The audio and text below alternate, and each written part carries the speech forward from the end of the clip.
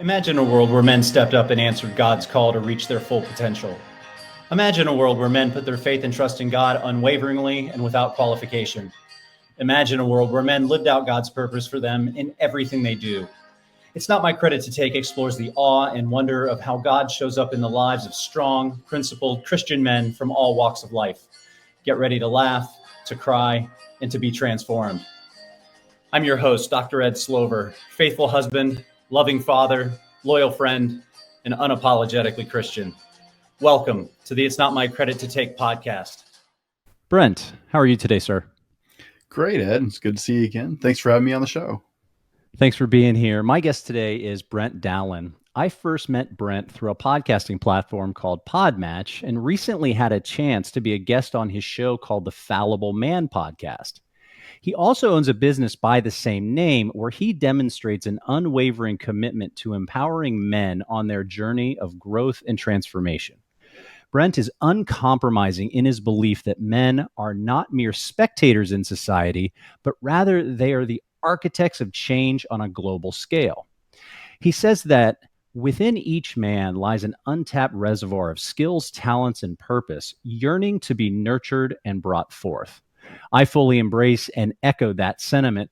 And the name of his business and podcast, The Fallible Man, speaks to the idea that a man is unafraid of his fallibilities, a man embraces his imperfections, and a man is forever propelled by an insatiable desire for improvement.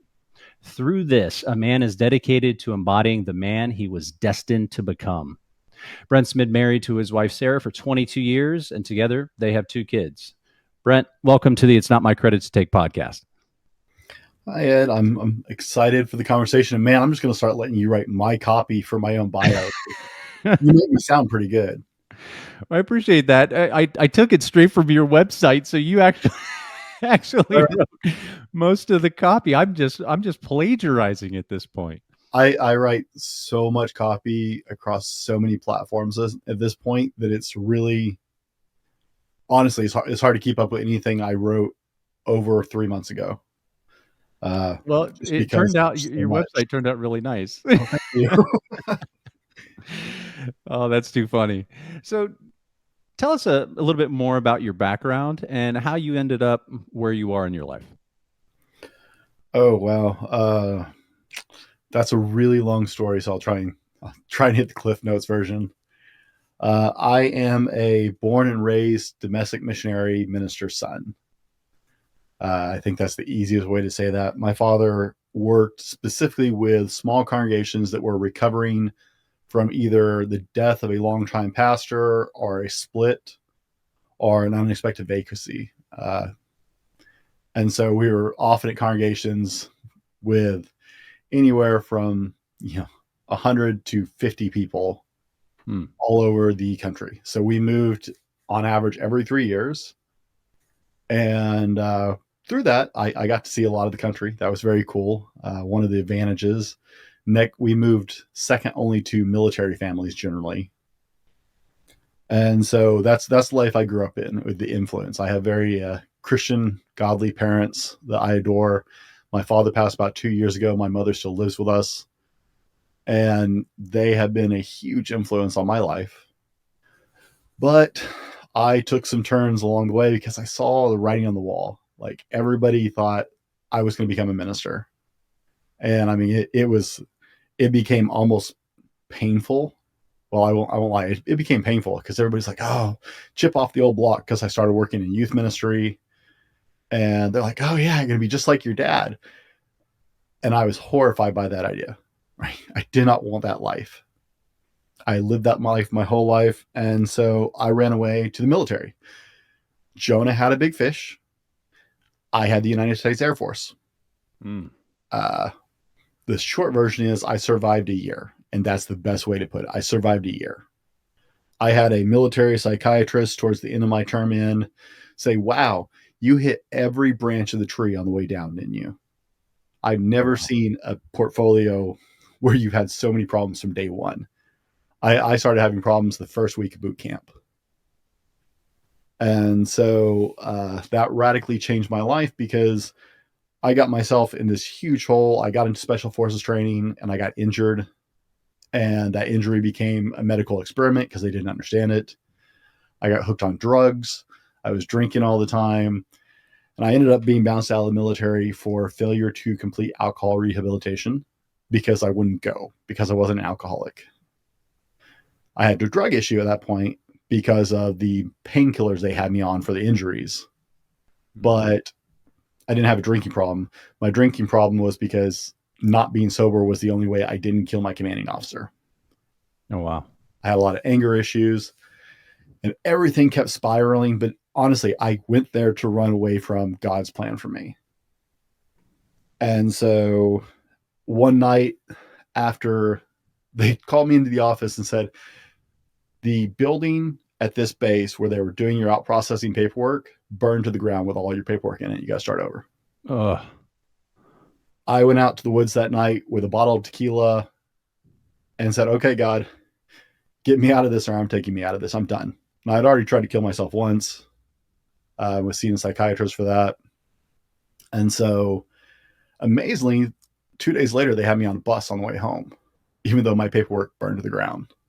Wow. But it was when I finally hit my knees and said, okay, God, I did this. Get me out of here. I'll go wherever you want. And about 3 years later, I ended up as a paid youth minister in the Pacific Northwest. The 3 years before that, 2 years before that, I spent working in volunteer youth ministry with a very large youth group. We had about 100 kids and a team of about 7 people who worked with them all the time. So I worked a full-time job, and my wife and I both worked with the youth ministry team. So I went into ministry for a few years, left that, felt like God was fine with me leaving ministry. I had done what he needed me to do there, but it ended very badly at that congregation, a lot of hurtful feelings. And so there was a rift between me and God for several years. I didn't realize how bad it was. It took about 7 years of just quietly sitting in the background at church and being nurtured before I realized just how angry I was and bitter about everything, and started actually consciously start to heal. And so that fast forwards us through, we're jumping through a lot of years here. Yeah. Into about 3.5 years ago, I started feeling that keen prodding again. Mm-hmm. And it's like, whoa, God, we're finally on good terms again. I go to church, I help out with the sound booth. But whoa, God, but I felt that very familiar. It was like, this is where we're going, Dowlen. And I couldn't run away. I didn't want to do it. I couldn't run away because now I have family and I know exactly how badly that went for me the first time. It's all on me. But there was a lot of tears, a lot of anger, a lot of frustrations. Like, why me, God? Why? And out of that, the Fallible Man was born. I just couldn't escape it. This was very clearly the direction. Now, the Fallible Man is not a religious-based podcast. I believe that the direction God put in my life is to create a platform to support men and encourage men, because I think we can change the world more effectively that way. But not every man is ready to go from, I don't have a relationship with God to, I believe in God and we're good now, right? There's got to be someone in the middle of ground to help foster that relationship. So in what I do, I also help men nurture that, because once you start to understand you have a purpose, that you were born intentionally for a purpose, for a design, the next logical question is, well, if there was a point behind it all, who put that together? How did that happen? And 3 years later, here we are. So I'm curious. So you referenced 3.5 years ago, the Fallible Man was born. You were basically being poked and prodded and tugged, by God to do this. And leading up to that, you had gone through a period where you had really reconnected with him in many ways. You sort of closed the gap there. Repaired the rift. In that moment, how were you able to reconcile that poking and prodding wasn't being done to you, but it was actually being done for you? Let's see, I have a secret advantage not everybody has. Growing up a minister's kid, growing up specifically a missionary minister's kid, I have unshakable intellectual faith.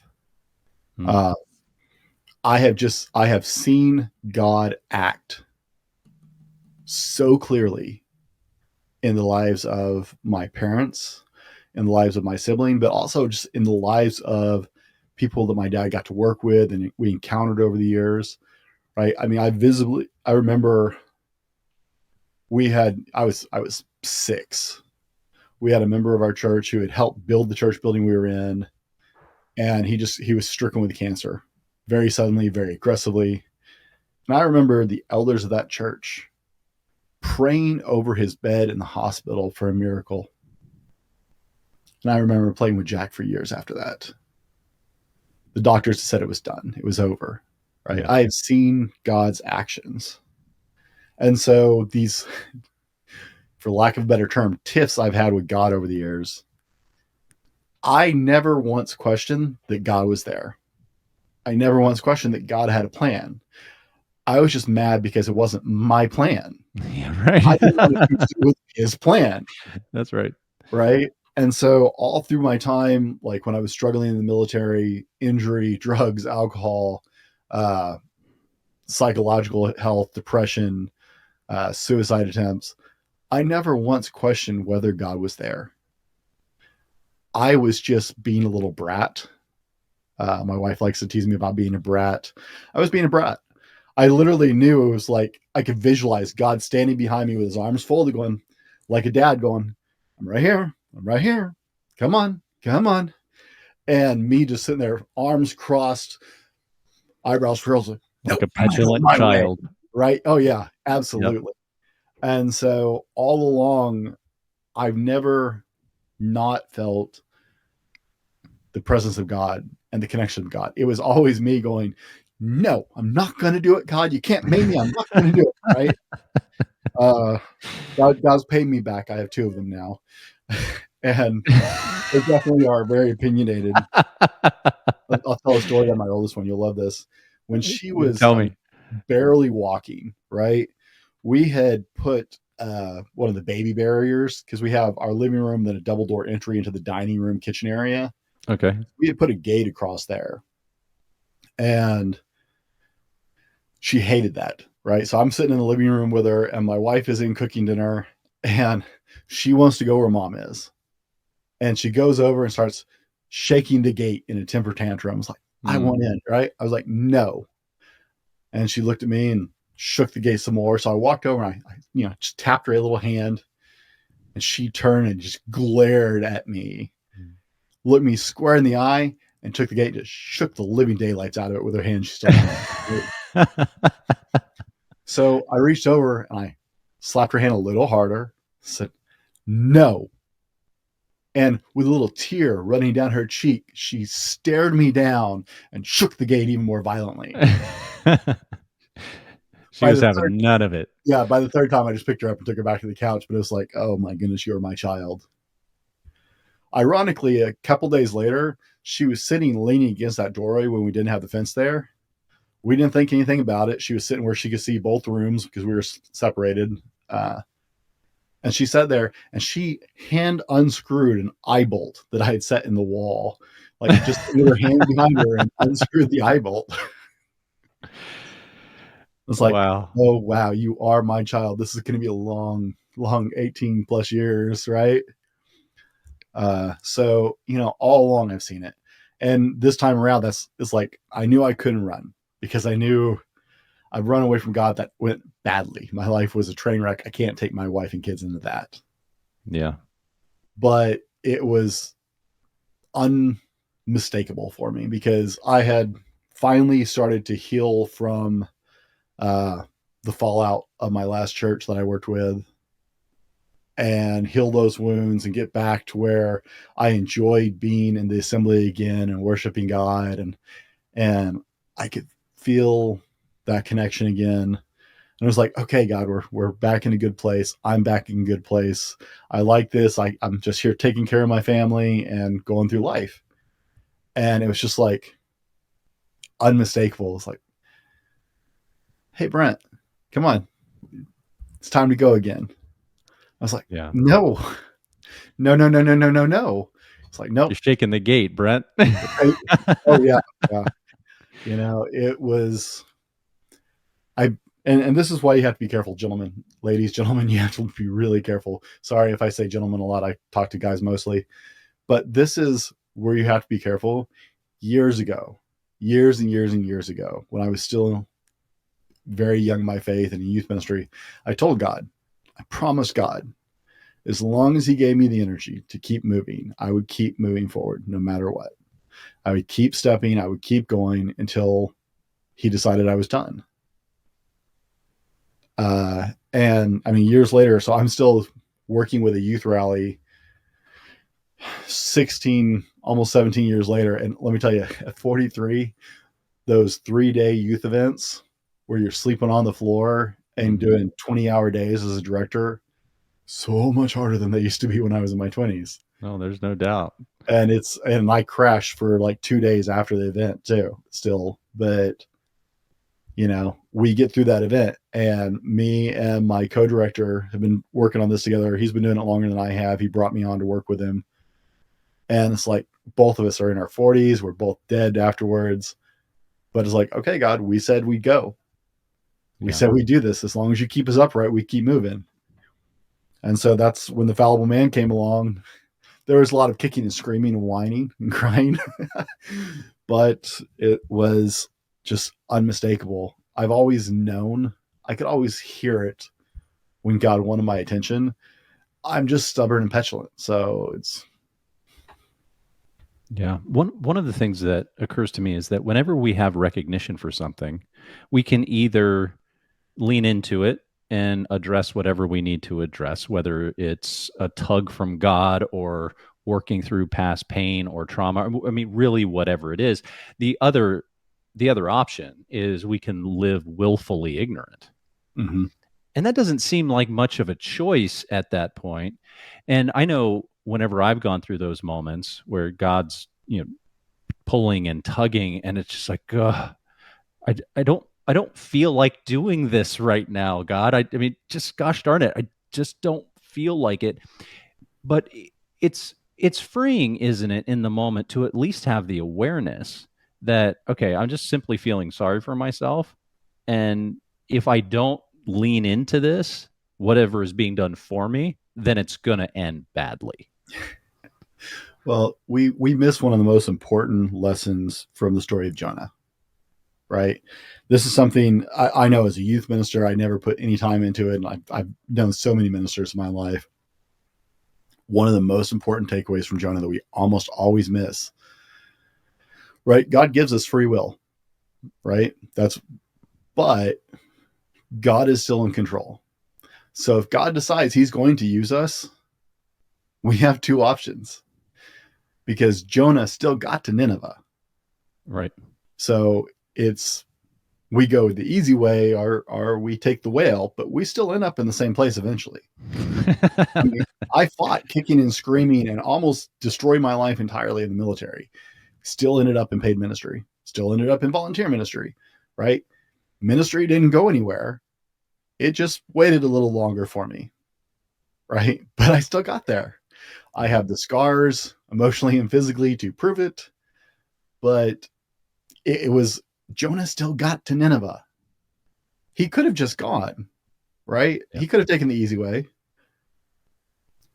Instead, God created a fish, stuck him in a fish for 3 days until Jonah decided, hey, maybe there are better options. And he still got there, right? And God knew he would go that way. God knew that I would go that way. But sometimes God goes, okay, well, we're going to use this time to prepare you, right? For a much bigger picture. Yeah. I'm really big into history and culture when I study the Bible. I believe that having that understanding to the relevant culture and history going on in that time period is very valuable. And one of the things is Nineveh worshipped a fish god. Well, what we know from modern science, because we've had people swallowed by fish, and this was a special fish that God created according to the Bible, but we know that you smell like fish. We know your hair falls out, and you start to look like a kind of fish person. So when Nineveh was approached by this person that looked like a mer person without a tail, it was a half version of their deity. Right? The people of Nineveh could have killed him coming through the gate. And if he had been anybody else, if he had looked like you and me, they might have. Nineveh was not a nice place. The Assyrians Nineveh was not a nice place. There's a reason Jonah didn't want to go there. None of the Israelites went to Nineveh ever. And so, but what happened? Well, God not took the opportunity and said, okay, well, now you're going to pass through those gates even easier, because people are going to have to scratch their head because you actually resemble the deity that the Assyrians out of Nineveh worshipped at the time. Yeah. Right? You don't just get to the king because you ask nicely. You certainly don't get there because you say, oh, well, I'm a prophet for another belief. But God got him through the gates, right? Yep. Going through what I went through in the military, it shaped my life radically. I mean, radically. And it was horrible for me at the time. But I did a lot of growing in my faith the hard way. I did a lot of growing in my maturity the hard way. But it has paid into the rest of my life since then. I mean, that's 20 years ago, and it still has a huge influence on my life now. Like I said, when God came talking this time, it's like, I knew I could fuss. We see that in the Bible several times, not just with Jonah.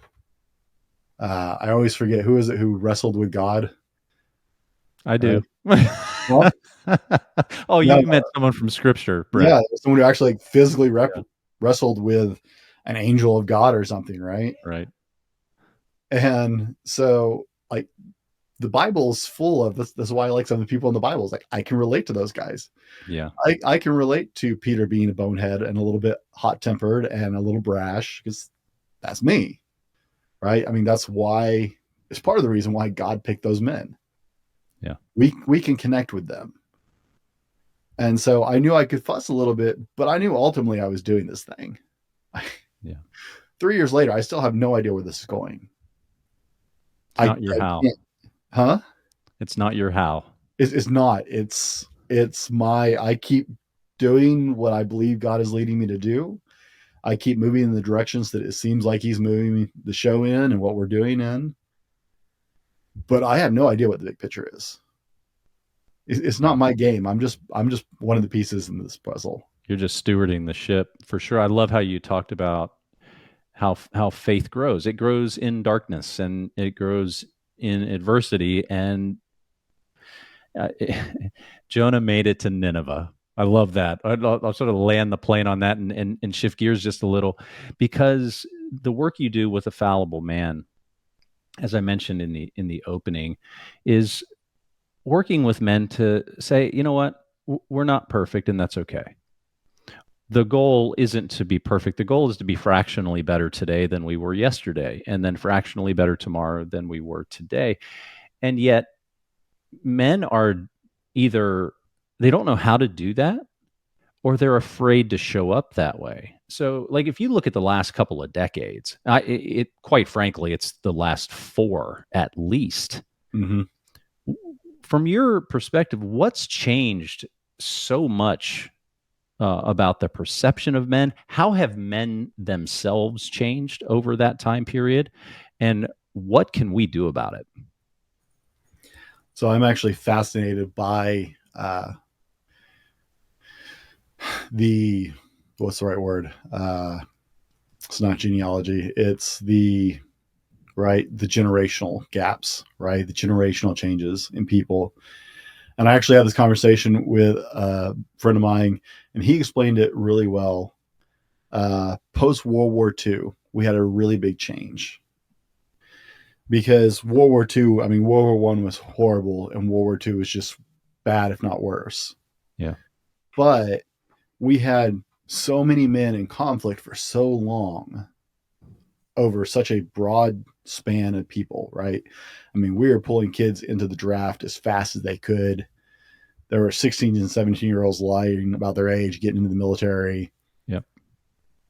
Years of hardened war wore men out. And men as a species, we're lazy. We really are. It reminds me of, that's why I laugh about the comparison between lions, right? Men talk about being lions or whatever. Yeah. You know, a male lion is a lazy animal. It does everything until it needs to reproduce or it needs to fight. Yeah. Right. That's where the rest of the time it lays around and does nothing. It gorges itself. It lays there and sleeps. Right. But men are really close to that sometimes. And so coming back from World War II, women had to pick up the slack and start to do things that men had traditionally done, right? Work in factories, take care of things around the house, take care of yard work. I mean, we don't think about it in a big term, right? But all of a sudden women are changing light bulbs and mowing the lawn. And they're little things, but they're things that men used to generally do in the household, right? Yeah. And all of a sudden, women are doing them. Well, women become very territorial when they start doing things. And there's nothing wrong with women doing those things. I'm going to be really clear about that. But women were running the households, and all of a sudden these guys who are almost strangers, who are battle hardened and tired and have seen so much conflict, come home and they start to do things. And she's like, wait, no, we do this on Thursdays, not on Tuesdays. We do this, right? And you're messing with my system because I've had to develop this system to carry us while you are gone. And men went, oh, okay, because we don't want conflict after that. Years of war, they don't want conflict after that. Yeah. And we've been in a series of wars. We had a period of about 20 years where we weren't in an active conflict of some kind. But, right, men come home from war and they don't want more fights. They don't want more conflict. And so generationally, right, we saw it with the generation that came back post-World War II. They're like, oh, okay, well, you do that? That's fine. I'll find where I fit. I don't want to fight with it. And their kids saw them not stand up, not push back, not, right, go, okay, yeah, we'll take a background. You've got this under control. We'll just sit here. And so that taught their kids that that was part of their role. Instead of go fierce, fight, protect, they came back and went, oh, okay, yeah, you got this, right? And so that's what the next generation learned. And the next generation learned from them. And even though we've had so many men and women in the military, they come home from conflict and they don't want more conflict. It's a whole lot easier to lay down and go, oh, okay, this isn't worth fighting about. This isn't worth struggling for, right? So now we've had generations and generations, and you've seen it really in the last 4 decades, like you said, where that is compounded, right? Because we've been at war for the last 20 years. I know a lot of guys who have been in Afghanistan and Iraq, and we've been in conflict for over 20 years now. Yeah. And we're seeing the same thing, right? That generation is coming back and they don't want conflict. Well, they're already backed by 2 generations of people who were taught this, yeah, we don't need conflict and we can compromise and we can let this go and this isn't worth fighting about. And during that time period, we had the second wave of feminism come in because women had to become more self-sufficient, go, well, why do we really need guys, right? And I'm not talking like negative feminism, okay? I understand. I have 9 nieces, I believe. I stop and count. I'm sure I got that number. 9 or 10 nieces at this point, and only a couple nephews. Yeah. I have 2 daughters. I'm all for, like, you tell my daughter she can't do something, I might punch you in the face, right? I'm a proud daddy. In that sense, you and I are similar. We're the definition of liberal feminists because we want our girls and we want women in general to have every opportunity, right, available to them. So I totally hear what you're saying on that. So please continue. So now we're dealing with this, right? When I refer to feminists, I'm referring to the extremes pendulum swing, right? Because we don't tend to operate in the middle ground. We're on one end of the swing or the other usually. Yeah. And so I'm talking about the extreme feminists who are like, yeah, screw guys. No, we don't need men, right? They start coming in and pushing that rhetoric at a time where guys are just, we don't want conflict. We don't care. It's not that big of a deal. Okay, you know what? Y'all want to work in factories? Go ahead. Go work in factories. We don't care. We don't want to work there. Sure, you go do it, right? And this has been just compounded because little eyes are always watching. So we have generations of men who just don't want to fight anymore, followed by women who have had to step up. And now we have the extremists in that group going, well, what do we really need you guys for? Right. And so we compound and compound. And then over the last 40 years, we've seen the fruits of that. Yeah. We've seen men going, whatever, women can do everything we can do now. Why should we fight? Why should we care? And that left us in this really unique place of, well, if we don't have to fight, if we don't have to provide, because a lot of women are making their own living these days or whatever, are trying to, if we don't have to preside, because that's not happening without a huge fight in our household these days, because women are being influenced strongly by feminism, right? We're in the third wave of feminism, which I really don't understand, because I don't understand what they're fighting for at this point. Yeah. Right. I saw the march in DC 2 years ago with them wearing hats that look like genitalia on their head. And I'm like, what are you protesting? You literally have more rights than any woman in the history of the earth. What are you fighting for now? Right. But we've seen this compound, and men have just gotten, I hate to say it, more domesticated, tamer and tamer, because we don't have, the landscape has changed. We don't have to defend our households. Well, very often, right? Unless you live in a bad neighborhood. You don't have to go work in the field for food. You can go work on a desk, or you can do all kinds of things now. And so we don't have that physicality that's required of us. We don't have that protective instinct that's as required of us. And now we're kind of aimless. We're going, well, what's our battle? Men need a battle. Men need a mission, drastically need a mission in their life. And we've just gotten to a point where we've almost bred that out of men, not the need for it, but the strength of the desire to chase it.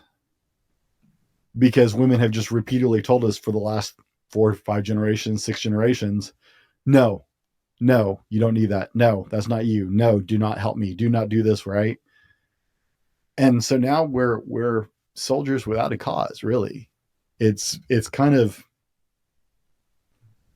is tearing at the soul of men, because while we may have come a long way in a developmental kind of way, right? We have technology, we do all this, blah, blah, but at the base of our being, men were built and designed for a mission and for certain roles. You'll hear scientists argue today, it's like, well, there's no difference between men and women. There are differences down to our genes. We know this. Yes. There are differences down to our bone structure. We know this, right? We've seen top women competitors in their sports get crushed by men pretending to be women. We've seen, do you remember several years ago, so Serena Williams, right? Top in her league in tennis. The woman is phenomenal as an athlete. Got destroyed by like the 263rd ranked tennis player in the men's division. Right. Yeah. There are biological imperatives and our advantages, right?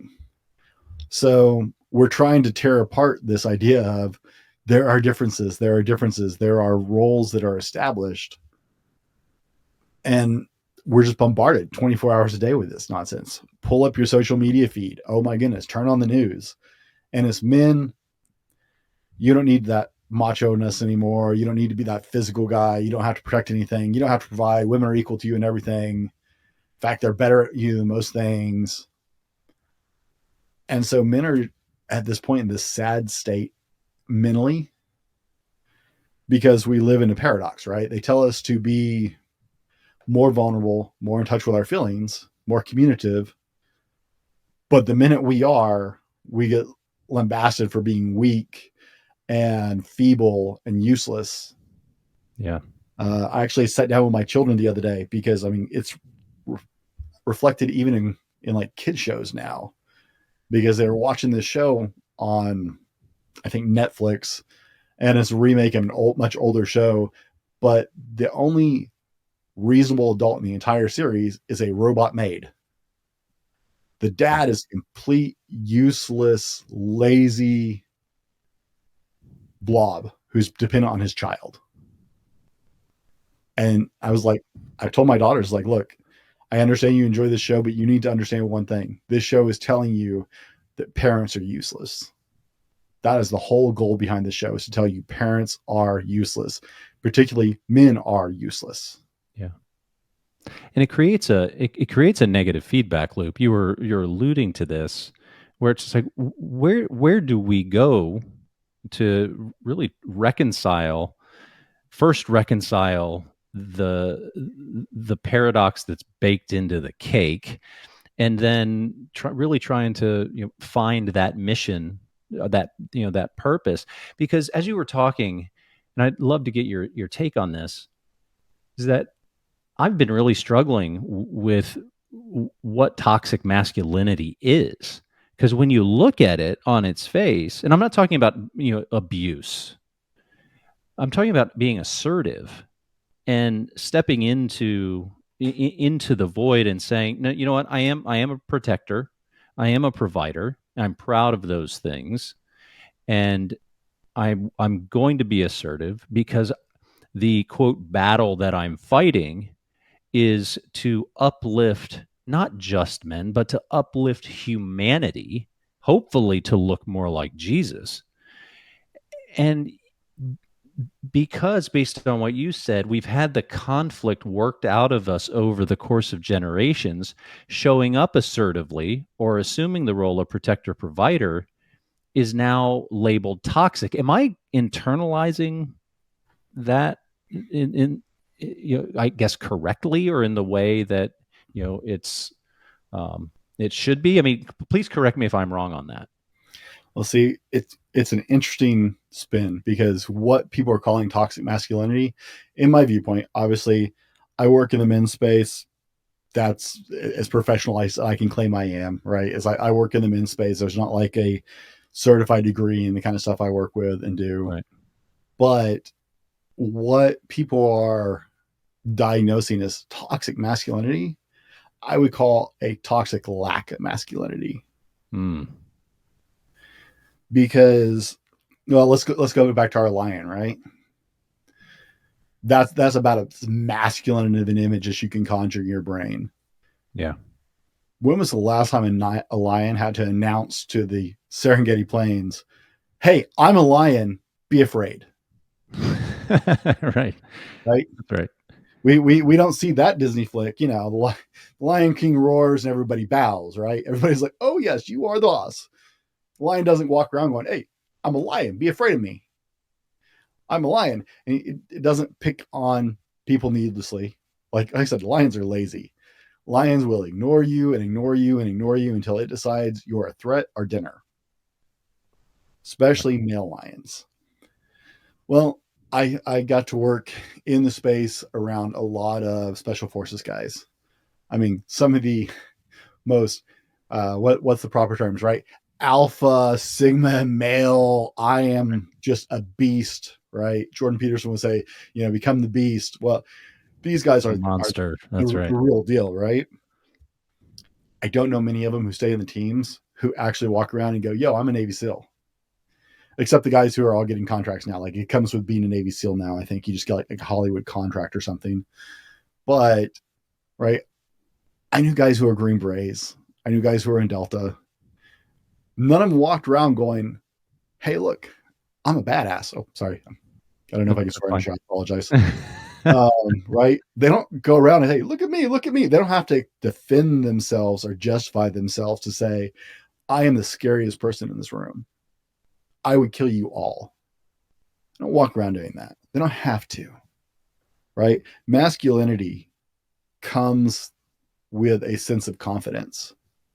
Real masculinity, being secure in yourself, being secure in who you are and your capability, comes with a confidence that alleviates the need to prove that to other people, that alleviates the need to want to display that or flash it around. And so you see these guys getting aggressive, right?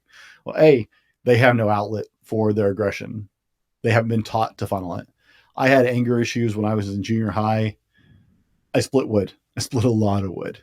My dad basically just set it up where I could split wood all day, and then I string up pallets between the fence and the woodshed and just take a 1.5 inch lead pipe and just go to town. Just shatter those things everywhere to make kindling with them. It's how I got my anger out when I was having some anger issues. I was taught to find a safe place to put that, right? That then later moved into the gym for me. I'd go in the gym and hit the weights, and if that wasn't enough, I'd hit the heavy bag afterwards. Right? It gave me a constructive place to put the anger that men deal with. Men deal with anger a lot more than even some women do. Differently than women do. We process it differently, right? We need an outlet. But you see these guys running around doing things like this. Have you seen those horrible sucker punch videos where guys are just randomly walking up and waylaying somebody and running off? Yeah. I'm sorry, that's not masculine. I don't care if it's a guy. It's not masculine. I've never felt the need. Let me rephrase that. When I was younger, probably. Since I left the military, I have never felt the need to just walk up and hit somebody where there wasn't a cause, and B, where I couldn't go, nope, I'm not going to do that. Right? There was discipline. There was control of that anger and assertiveness. But we call all these things, right? Men harassing women and randomly picking fights. And this isn't masculinity. This is a lack of masculinity. This is the result of you taking away the need and purpose of these men. We've hobbled them. But the problem is you can only hobble something so much, it's going to come out. Right? Yeah. And now it's coming out in unhealthy forms because we have these guys who have no respect for people anymore. They have no respect for consequences. They've gotten away with everything their whole life. I like to make fun of the generations of keyboard warriors that video game has brought us, where, you know, it's very clear they've never been punched in the mouth because they could run their mouth behind the keyboard without fear. Right? When I was a kid, hey, you ran your mouth. If you couldn't back it, you're going to know, right? There wasn't a hiding behind the keyboard. And so I would call it a lack of masculinity. What we need, what will help fix things right now, is the essential masculinity that men are meant to have. Men who are masculine lead. Men who are masculine make a way. Men who are masculine deliver and protect and stand up for the weak. It's ingrained in our DNA to protect those that are weaker than us. All you have to do is watch people in a split second before they have time to think about something. Men instinctively protect children and women. Why? Because it's hardwired into us. That's masculinity trying to show up. Yeah. For far too long, we've just said, no, that's all bad. And now we're paying the price for it. Yeah. That's really powerful. As we get to the end of our conversation, I'm wondering if you could share starting points. Like if you were advising a man that is struggling to figure out how to show up better for themselves so they can show up better for the people that come into their world, where would you start? Are there a couple of steps that can be taken? Is there a singular starting point? How would you advise or mentor that man or young man? My first advice is start. Most of us fail right there. So good. The majority of people never show up to start even. They have these ideas, they have these feelings like, oh, something is missing. You're right, something's missing. Oh man, I should go to the gym and start taking better care of myself. Go to the gym. Go. Don't think about going to the gym. Go. Right? James Clear addressed it in Atomic Habits really well. He talks about a story where he had a client who, for like 6 or 8 weeks, the guy just drove to the gym every day. He didn't go in, but at the same time, he drove to the gym for like 6 or 8 weeks, and he established this pattern of going every single day to that location. After that, he started going in for 5 minutes at a time. And it didn't matter what he did. He just went in for 5 minutes and then he left. And he did something. He grabbed a machine. He did whatever in 5 minutes and he left. And that went on for several weeks. And then he started expanding that. But he made it a habit to show up and be there first. Right? Most of us miss that starting point. We don't think about all the decisions involved when we make a decision to do something, right? We think about learning a new skill or taking on that diet and losing some weight, because a lot of us are a little thicker than we should be. We think about starting to work out, right? We think about these ways to make ourselves better. It's like, man, I want to be like every man listening to this right now. Close your eyes. I promise you, you can see the man you want to be. In your head, when you think about, man, who am I going to be? Like, you can actually see that man in your head. Yep. You know what he looks like. So the starting point is start. Just start. Make a decision and start small. Don't like the guy from Atomic Habits. Don't say, hey, this is why New Year's resolutions fails, right? People who have never worked out in their lives decide they're going to work out 4 days a week. That's right. And that's why 80 or 93% of New Year's resolutions fail in the first 3 months. That's statistics in America. 93% are toast, right? In 3 months or less. And it's because they bite off more than they can chew. You were talking about fractional growth earlier, right? That's one of our biggest things here at the Fallible Man is incremental growth. When I decided I wanted to start taking control of myself better, I decided I was going to walk. So on my lunch break at my job, I could eat at my desk while I was working. So, because I had a desk job. So I would eat at my desk and then I'd take my 30-minute lunch and I just walked. I put music on in my ears. I just walked around my building. No goal. I just walked. Yeah. It didn't matter how far I went. I got up out of my desk and I went and did it. And then I started building on that, right? It's like, okay, well, I'm going to try for 3 laps today. It's a big building. I'm going to try for 4 laps today, right? I got up to where I was walking 2 miles in 30 minutes around my building. Wow. And then we made this jump from music at about halfway through that to I started listening to audiobooks.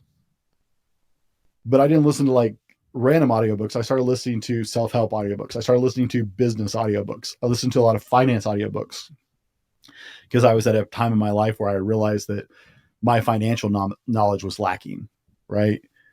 But it was that one. First, it was just getting out and walking. Then it was increasing how much I was walking in that time frame, not adding more to like, oh, I'm going to walk morning and night now. Nope. Same time frame I had already allotted for it. I just chose to try and go a little faster this time, right? And it was like, hey, while I'm doing this, instead of listening to music, I could read a book actually.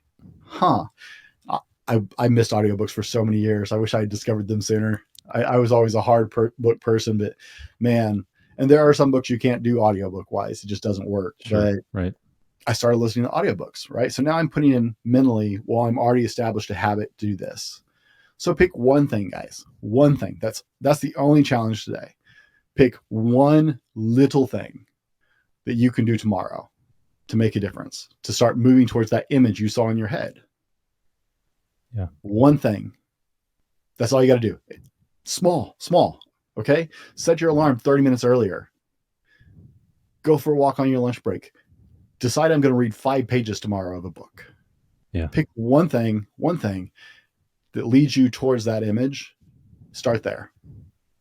That's so good, Brent. Add to it. Yeah, that's so good. I mean, and I love it. It's a call to action.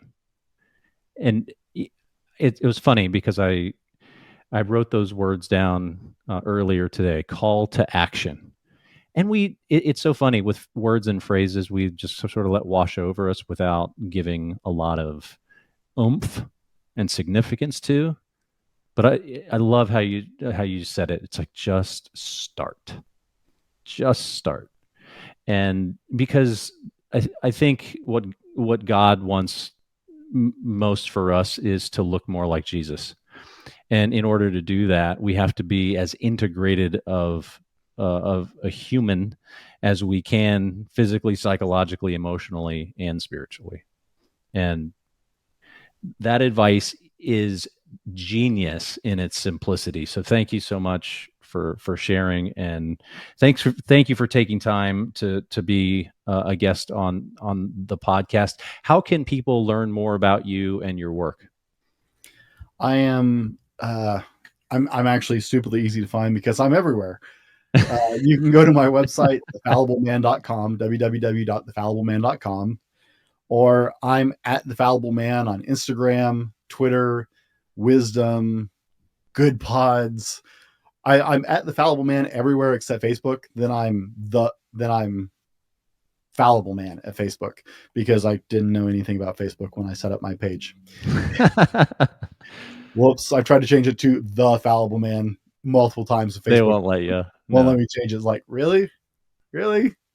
But I accidentally messed that up when I was setting that up. So I'm Fallible Man on Facebook, and I'm at the Fallible Man on every other major social media. Got it. But the easiest place is you can always hit me on the website. There's contact forms there, or you can email me at info@thefallibleman.com, and I respond to those pretty quickly. But we're here, man. Just you come look for us. I promise you'll find us. That's awesome. Brent, thank you again for your time. Before we wrap, would you mind closing us out in prayer? Absolutely. Father God, I just thank you for this opportunity and for this ministry and service that Ed is providing. And Lord, I thank you for all the men and women who are listening to this show today, whether it's today or tomorrow or whenever they hear. I thank you for all of these people who are choosing you and choosing to further their relationship and explore their relationship with you, Lord. And I pray that you will take my feeble words and this conversation with Ed, and you will take it and touch someone's heart, Father, that it will touch their heart in just the right way that you need it to, that it will serve you in the ways you need it to, because this is all about you. It always has been. It always will be. You own the Fallible Man. I know you own this podcast, and we are just here trying to take others along with us towards you, Father. And Lord, so I just pray that you will take this time we've been together and use it to your will and your goal, Father. And it's through Jesus' name we pray. Amen. Amen. Brent, thank you again. Really appreciate your time and words of wisdom. Thank you, Ed. God bless. You can contact the show at itsnotmycredittotake.com. We'd love to hear from you. God bless.